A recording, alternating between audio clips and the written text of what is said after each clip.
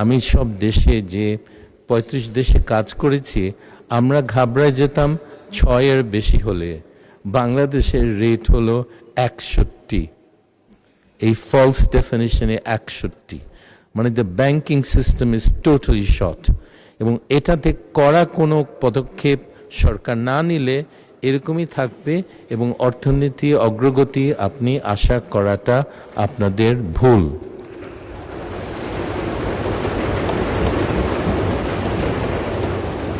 আমি আশা করি অর্থমন্ত্রী সাহেব এই ব্যাপারে কিছু করবেন, কারণ আমাদের ব্যাংকিং এফিসিয়েন্সি বাড়াতে হবে। আমরা টাকা নিই জনগণ থেকে 5%-এ, আর আমরা যখন তারা লোন নিতে আসে, একটা সৎ ব্যবসায়ী লোন নিতে আসে, তাকে আমরা 14 বা 16% বলি। সো এই জন্যে আমাদের ব্যাংকিং সেক্টর এফিশিয়েন্ট না। কতটুকু ক্যাপিটাল দিলে আমার গ্রোথ বাড়বে, এটা খুব গুরুত্বপূর্ণ। আমি যদি টাকা দিয়ে অনেক বিনিয়োগ করি আর বড় বড় 7,000 স্কোয়ার ফুটের অ্যাপার্টমেন্ট বানাই আর শপিং মল বানাই, আমার প্রবৃদ্ধির হার বাড়বে না। তারপরে এক্সটার্নাল নাম্বারস, আর সবচেয়ে নিম্ন স্তরের হলো আমাদের রিয়েল সেক্টর স্ট্যাটিস্টিক্স। আমি বোঝাচ্ছি কি, ম্যাক্রো ইকোনমিক ব্যালেন্সেস কেন গুরুত্বপূর্ণ। প্রথমে আপনাদেরকে বলতে চাই যে আমাদের ম্যাক্রো ইকোনমিক ব্যালেন্সগুলি রাখা, মানে একটা সামঞ্জস্য রাখাটা খুব গুরুত্বপূর্ণ। এটা আমাদের দেশের অর্থনৈতিক ভবিষ্যতের জন্য এটা করা দরকার। প্রথমে আমি ডেট নিয়ে আলাপ করতে চাই। আমাদের ডেট লেভেলস খুব বেশি না, 40%। আমাদের ডেট সার্ভিস 20। ডেট নিয়ে আমি কিছু বলতে চাই না, শুধু বলতে চাই যে ডেট, কমার্শিয়াল ইন্টারন্যাশনাল ডেটের দিকে যাওয়াটা বোকামি হবে। আমরা সব সময় আন্তর্জাতিক বিভিন্ন সংস্থার ডেটের দিকে যাই। কি কারণে? কারণ শোধ করার সময় সীমা অনেক বেশি এবং ডেটের রেটও খুব কম, 0.5%, 1%। এখন এই বাকি আমার কথাগুলি আমি একটা সার্টেন ফরম্যাটে ফেলবো। শুরু করব রিয়েল সেক্টর দিয়ে। প্রথমে আমাদের মুদ্রাস্ফীতি। এখন মুদ্রাস্ফীতি আপনারা ভাবছেন যে এটা শুধু একটা পৃথক একটা ইস্যু। নো, মুদ্রাস্ফীতি সব কিছুর সাথে জড়িত, এক্সচেঞ্জ রেটের সাথে জড়িত, মনিটারি পলিসির সাথে জড়িত, আমাদের গ্রোথের সাথে জড়িত, এবং আমাদের ফিসক্যাল পলিসি কি সেটার সাথে জড়িত। তো মুদ্রাস্ফীতির খুব বেশি বড় একটা সমস্যা নাই, কিন্তু একটা জিনিস আপনাদেরকে বলি, মুদ্রাস্ফীতি কম রাখাটা শ্রেয়। এই কারণে যে আমাদের এক্সচেঞ্জ রেট এর যে প্রত্যেক বছরে যে কমে, এর কারণটা হলো যে আমাদের ট্রেডিং পার্টনার্সের মুদ্রাস্ফীতির গড়ে মুদ্রাস্ফীতির সাথে আমাদের মুদ্রাস্ফীতির তফাৎটা উপরে সব কিছু নির্ভর করে। যদি আমাদের মুদ্রাস্ফীতি 10 হয় আর আমাদের ট্রেডিং পার্টনার্সের 3 হয়, তাহলে আমাদের এক্সচেঞ্জ রেট 7% কমবে। তারপরে গ্রোথ এখন মোটামুটি ভালো, কিন্তু ইনফ্লেশন আর গ্রোথ লিঙ্কড। আমরা লো ইনফ্লেশন আর লো গ্রোথ যদি চাই, আমাদের ইতিহাসে একবারই হয়েছে অনেক আগে, তখন মুদ্রাস্ফীতিও কম ছিল আর আমাদের গ্রোথও ভালো ছিল। এখন লেবার অ্যান্ড ওয়েজেস, এইগুলি আমাদের শ্রমজীবীদের বেতনের একটা গুরুত্বপূর্ণ একটা প্রভাব পড়ে মুদ্রাস্ফীতির। সবচেয়ে ভালো অবস্থা কখন জানেন? আমার বাবা আমাকে শিখিয়েছে একটা সিম্পল একটা রেশিও, সেটা হলো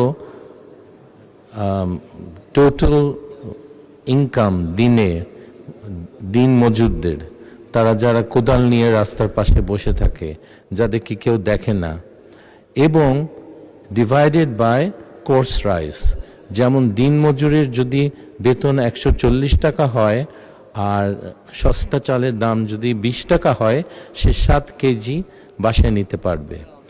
এই রেশিওটা খুব খেয়াল করতেন উনি, কারণ উনি দেখতেন যে দিন মজুরের জন্য এটা খুব গুরুত্বপূর্ণ এবং আমাদের সরকার জনগণের সরকার হওয়ার কথা, আমাদেরও তো এটা দেখা উচিত। অ্যান্ড ইনকাম ডিস্ট্রিবিউশন, আমাদের বৈষম্যের কথা বড় বড় বক্তৃতা অনেকে শোনান, কিন্তু গত সরকার এটা নিয়ে কোনো কাজ করেনি। আপনারা এটা জানেন যে গরিব লোকরা তারা যদি এক্সট্রা ইনকাম পায়, প্রান্তিক যে ইনকাম পায় তার বড় একটা অংশ তারা খরচ করে 100%, এবং এটা সরকারের, এটা অর্থনীতিতে একটা পজিটিভ একটা প্রভাব ফেলে। আপনি একটা কোটিপতিকে যদি টাকা দেন, 10,000 টাকা দেন, সে হয়তো খরচই করবে না, এটা আমাদের অর্থনীতিতে খুব বেশি প্রভাব পড়বে না। কিন্তু গরিবরা 1,000 টাকা কি 100 টাকা পেলে 100 টাকাই খরচ করবে। সো তাদের মধ্যে একটা ইনকাম ডিস্ট্রিবিউশন করা, আমি মনে করি এটা সম্ভব এবং এটা করা উচিত। Finally quality of growth, ICOR. ICOR শব্দটা হয়তো আপনারা ফ্যামিলিয়ার না, ইনক্রিমেন্টাল ক্যাপিটাল আউটপুট রেশিও।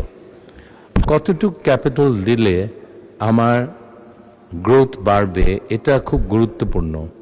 আমি যদি টাকা দিয়ে অনেক বিনিয়োগ করি আর বড় বড় 7,000 স্কোয়ার ফুটের অ্যাপার্টমেন্ট বানায় আর শপিং মল বানায়, আমার প্রবৃদ্ধির হার বাড়বে না। আমার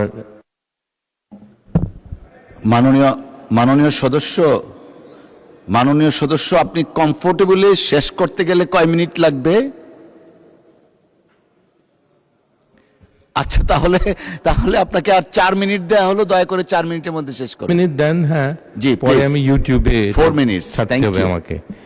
আর সেই জন্যে এই আয়করটা আপনারা যদি ফ্যাক্টরি তৈরি করেন বিনিয়োগ হিসাবে, তখন আপনার প্রবৃদ্ধির হার বাড়বে। আর আপনি যদি শপিং মল তৈরি করেন, এটাতে বাড়বে না।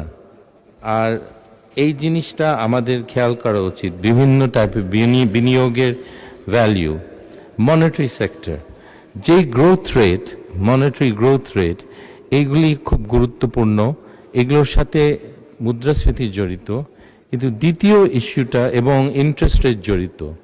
এখন বাংলাদেশের ব্যাংকিং সিস্টেম এফিসিয়েন্সি খুব লো, কারণ আমরা টাকা নিই জনগণ থেকে 5%, আর আমরা যখন তারা লোন নিতে আসে, একটা সৎ ব্যবসায়ী লোন নিতে আসে, তাকে আমরা 14 বা 16% বলি। সো এই জন্যে আমাদের ব্যাংকিং সেক্টর এফিশিয়েন্ট না। একটা ব্যাংকিং সেক্টর এফিশিয়েন্ট হলে যেই রেটে লোক টাকা নিয়ে আসে, সেই একই কাছাকাছি রেটে, ধরো 4 আর 6-এর মধ্যে ইন্টারেস্ট রেটগুলি থাকা উচিত। আর ফাইনালি সবচেয়ে গুরুত্বপূর্ণ হলো যে আমাদের সৎ ব্যবসায়ীগুলোর লোন পাচ্ছে না।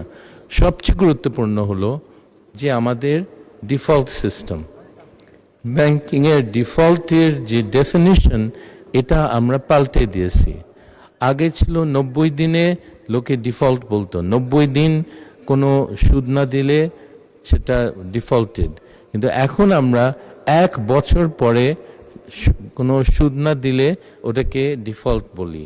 আর আমাদের রেট কত এটা পরে বলবো, কিন্তু আমি সব দেশে যে 35 দেশে কাজ করেছি, আমরা ঘাবড়ায় যেতাম 6-এর বেশি হলে।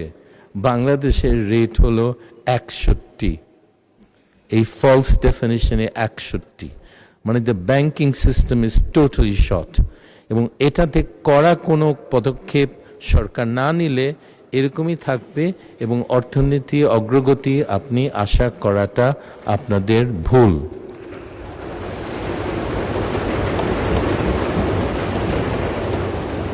আমি আশা করি অর্থমন্ত্রী সাহেব এই ব্যাপারে কিছু করবেন, কারণ আমাদের ব্যাংকিং এফিসিয়েন্সি বাড়াতে হবে।